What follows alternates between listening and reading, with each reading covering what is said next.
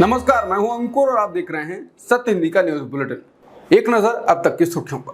बिहार में जाति सर्वेक्षण के आंकड़े सोमवार को सार्वजनिक कर दिए गए हैं। राज्य में 27% पिछड़ा वर्ग है और 36% अत्यंत पिछड़ा वर्ग है। जाति सर्वेक्षण के अनुसार 19% से थोड़ी ज्यादा अनुसूचित जाति है और 1.68% अनुसूचित जनजाति की संख्या है, जबकि सामान्य 15.52% है।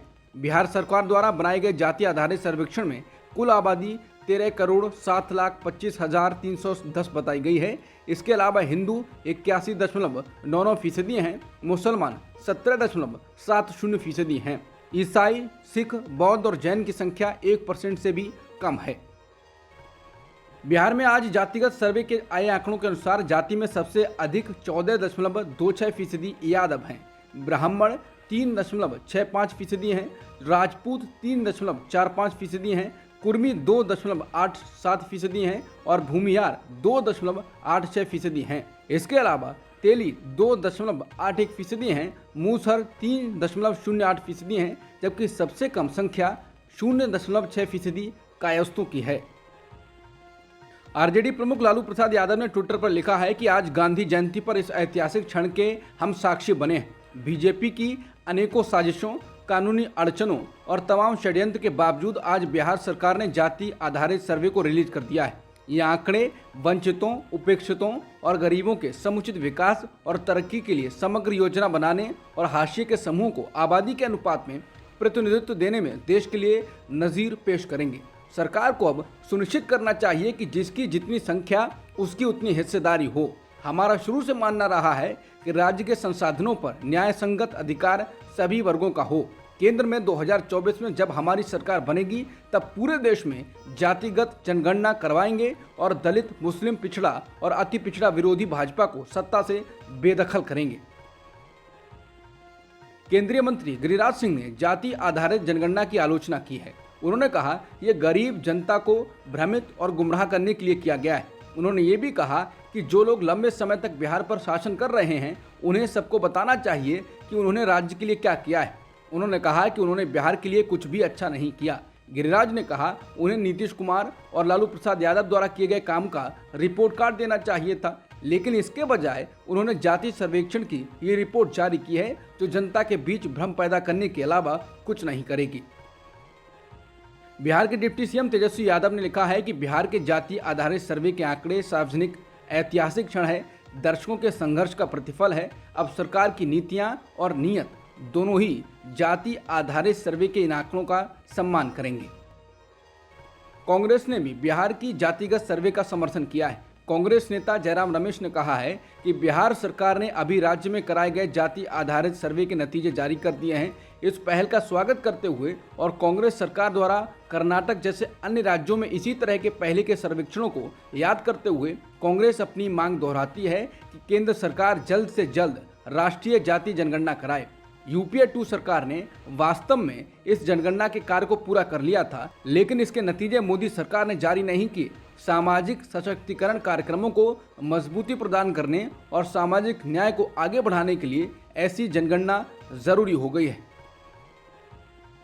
बिहार में जाति आधारित गणना के नतीजे आने के बाद विपक्षी गठबंधन इंडिया के घटक दलों की प्रतिक्रियाएं आ रही हैं। कांग्रेस सांसद राहुल गांधी ने ट्वीट कर अपनी प्रतिक्रिया भी केंद्र सरकार में ओबीसी वर्ग के मिले नेतृत्व में कमी पर सवाल उठाया है। राहुल ने लिखा कि बिहार की जातिगत जनगणना से पता चला है कि वहां ओबीसी, एससी, एसटी 84% हैं। उन्होंने कहा कि केंद्र सरकार के 90 सचिवों में सिर्फ 3 ओबीसी हैं, जो भारत का मात्र 5% बजट संभालते हैं। इसलिए भारत के जातिगत आंकड़े आना जरूरी है। जितनी आबादी उतना हक, ये हमारा प्रण है। उधर कांग्रेस नेता और मध्य प्रदेश के पूर्व मुख्यमंत्री दिग्विजय सिंह ने कहा है कि वो जाति आधारित गणना के हमेशा से पक्षधर रहे हैं। उन्होंने कहा कि मध्य प्रदेश में हमारी सरकार आई तो निश्चित रूप से जाति आधारित गणना कराएंगे। उधर आम आदमी पार्टी के सांसद संजय सिंह ने भी कहा है कि जाति गणना पूरे देश में होनी चाहिए। बिहार के गोपालगंज जिले के हथुआ अनुमंडल में एक धार्मिक जुलूस निकालने जाने के दौरान 2 गुटों के बीच रविवार 1 अक्टूबर को झड़प हो गई। इस दौरान दोनों गुटों के बीच एक दूसरे पर जमकर पत्थरबाजी भी की गई। इसके तस्वीर और वीडियो सोशल मीडिया पर वायरल हैं। इस जुलूस का एक वीडियो सोशल मीडिया पर खूब वायरल हो रहा है, जिसमें दिख रहा है कि हथुआ अनुमंडल के अनुमंडल पुलिस पदाधिकारी यानी एसडीपीओ अनुराग कुमार खुद हाथ में माइक लेकर धार्मिक नारे लगा रहे हैं। वर्दी में एक पुलिस अधिकारी द्वारा जुलूस के साथ चलते हुए धार्मिक नारे लगाने का अपने तरह का ये पहला मामला बताया जा रहा है। मीडिया रिपोर्ट के मुताबिक हथुआ थाना अंतर्गत महावीरी जुलूस अखाड़ा का आयोजन किया गया था। जुलूस जब चिकटोली स्थित मस्जिद के पास से गुजर रहा था तब दो समुदायों के बीच झड़प हो गई। प्रधानमंत्री मोदी ने आज राजस्थान में जनसभा को संबोधित करते हुए कहा कि राजस्थान में कांग्रेस सरकार नहीं चला पाई है। राजस्थान में कांग्रेस सरकार की विदाई का समय आ गया है। गहलोत जी मुख्यमंत्री कुर्सी बचाने में लगे थे और आधी कांग्रेस उनकी कुर्सी बचाने में लगी थी। उन्होंने कहा कि कांग्रेस ने राजस्थान को लूटने में कोई कमी नहीं की। 5 साल राजस्थान में हर नेता खुद को ही सरकार मान बैठा है। उन्होंने चित्तौड़गढ़ की रैली में कहा कि बीजेपी आएगी और गुंडागर्दी जाएगी, बीजेपी आएगी दंगे रुकवाएगी, बीजेपी आएगी पत्थरबाजी रुकवाएगी, बीजेपी आएगी बेईमानी रुकवाएगी, बीजेपी आएगी महिला सुरक्षा लाएगी, बीजेपी आएगी रोजगार लाएगी, बीजेपी आएगी समृद्ध राजस्थान लाएगी। पीटीआई की खबर के मुताबिक असम के मुख्यमंत्री हिमंता बिस्वा शर्मा ने रविवार को कहा कि भाजपा को अगले 10 सालों तक 4 क्षेत्रों के मियां लोगों के वोटों की जरूरत नहीं है जब तक वे बाल विवाह जैसी प्रथाओं को छोड़कर खुद में सुधार नहीं कर लेते।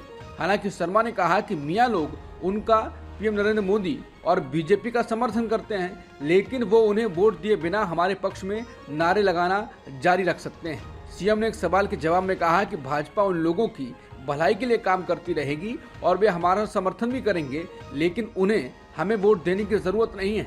पिछले 48 घंटों में सीबीआई और एनआईए द्वारा 5 कुकी लोगों की गिरफ्तारी से नाराज कुकी संगठनों ने मणिपुर के कुकी बहुल चुराचांदपुर जिले में अनिश्चितकालीन बंद का आह्वान किया है। उनकी मांग है कि उनको रिहा किया जाए। एनआईए ने शनिवार को मणिपुर में चल रही हिंसा को भड़काने वाली अंतर्राष्ट्रीय साजिश में कथित मिलीभगत के लिए चुराचांदपुर से कुकी सेमुलुन गंगटे को गिरफ्तार किया। एनआईए ने कहा कि जांच से पता चला है कि पड़ोसी म्यांमार और बांग्लादेश में स्थित विद्रोही नेता हथियार, गोला बारूद और अन्य आतंकवादी हार्डवेयर खरीदने के लिए धन मुहैया करा रहे हैं, जिन्हें सीमा पार से प्राप्त किया जा रहा है। वहीं 6 जुलाई से लापता हुए 2 मैथिल छात्रों के अपहरण और हत्या में कथित संलिप्तता के लिए सीबीआई ने रविवार को चुराचांदपुर से 4 कुकी व्यक्तियों को भी गिरफ्तार किया था। भारत की सुतीर्था मुखर्जी और आयहिका मुखर्जी की जोड़ी ने महिला टेबल टेनिस के डबल्स में कांस्य पदक जीता है। सुतीर्था और आयहिका ने मौजूदा वर्ल्ड चैंपियन येंग मेंग और ईदी वांग को क्वार्टर फाइनल में हराकर बड़ा उलटफेर किया था, लेकिन सेमीफाइनल में उन्हें कोरियाई खिलाड़ी सुंग योंग पाक और सियोग चा की जोड़ी के हाथों 3-4 से हार का सामना करना पड़ा। एशियन गेम्स में भारत अब तक 56 पदक जीत चुका है। इनमें से 13 गोल्ड हैं, 21 सिल्वर हैं, 12 ब्रॉन्ज मेडल शामिल हैं। पदक तालिका में सबसे ऊपर चीन है। अब तक की सुर्खियों में इतना ही। बाकी खबरों के लिए बने रहिए सत्यहिंदी.com के साथ।